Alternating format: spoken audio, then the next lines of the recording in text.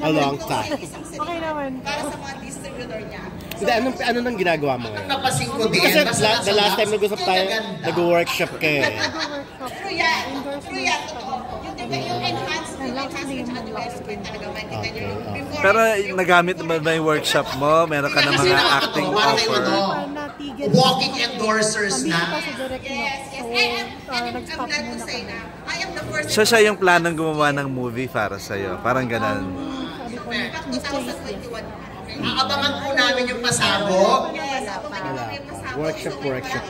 Nabago na ba kung sino yung gusto mo makasama? Si Sanjo pa din. Depende na po. Depende na? Depende po. So, sino na ngayon?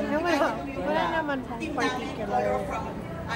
Pero how do you enjoy your workshop? Excited ka na rin maggamitin yung pinag-aralan mo doon? Kasi doon ko po makikita po Oo, tsaka ano talaga sila, nakikita ko yung yung parang excited. I don't wanna use the word maligalig, pero ano sila, very up yung excited sila lahat. Excited sila. Maraming salamat. Day one, nagtiwala po sa akin na kunin natin. Sobrang pa naman po para sa camera. Dahil dyan, ayan na si Mata. So, pioneer ka pala. Eto pa. Ano na yung nagawa ng Lux Slim sa'yo? Si RJ. Ang taray. Alam mo to si RJ. Nako, lagi na siya nakikita sa IG ni Madam Ana Magkawas. Kamusta ka naman? Nagtiwala sila sa akin. I'm good, Luxers. Yun pa lang, parang iba. Kasi hindi naman po ako yung tao. Nag-post lagi sa social media or sa pasabog hindi mo. talaga ako public figure. Hindi, ito ang punong abala kanina pagdating ko. In fairness sa kanya, punong abala siya pero naka-move up na siya kanina. Siyempre, alam mo naman yan. Physically, ano na yung mga nagawa sa'yo ng Lux? Tulad na. Wala pa ko nakikita ang shaka ngayong Mas kuminis ba ang iyong mga flawless skin? Ano naman inspiration sa outfit?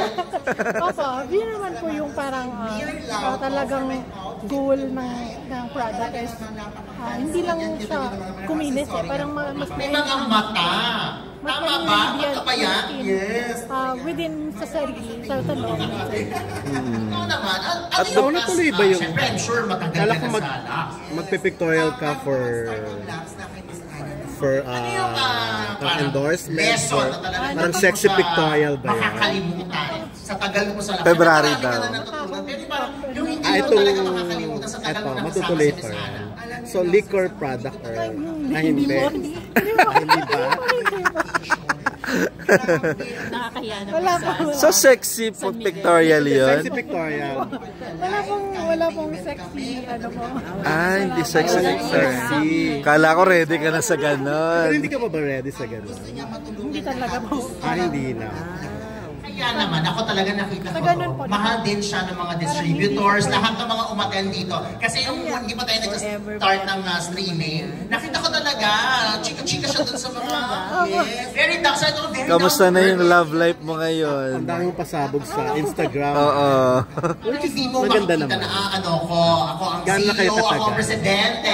Yes, talaga makikita mo na nakikipag-mingle. Matagal na din. Matagal. Nakikipag-usap sa mga Hindi kasi di ba parang yun yung basis nila lagi kung naka-move on ka na eh. fairness. Kasi Laging dun binabas, kami pinagbabasihan. Pero matagal So now, of course naman, naka-move on ng tagal-tagal. Pinupost ka niya. Masaya ka sa love life. So, kailangan kompleto. Pero may plano ka na rin ba magpakasal, mag-asawa? Darating na lang po yung time, pero sa ngayon po. O meron kang ano, siya gusto namin ng Enjoy grupo po na namin siya paborito natin. yung Pero ikaw company meron ka ba yung parang, ay eto talaga.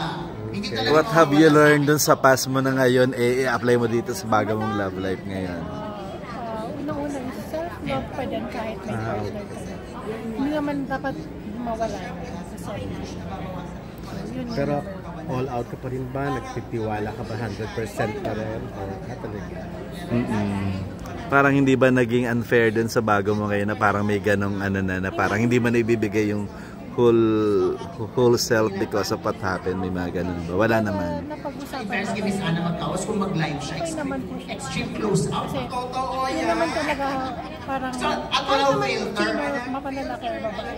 Self-love is the number one. Maraming salamat at congratulations sa mga namin ng pasabog nyo. 100%. Isang bonggang pagrampa naman siya. Pero natakot ka ba nung time na magiging kayo na parang may ganun bang ano? Takot pero at the same time, parang kasi sinecure naman niya na parang Iba ako, may ganyan. May ganun. Pero, anong reaction pag may, hindi maiwasan ng comparison? Kino-compare sa past, sa ex.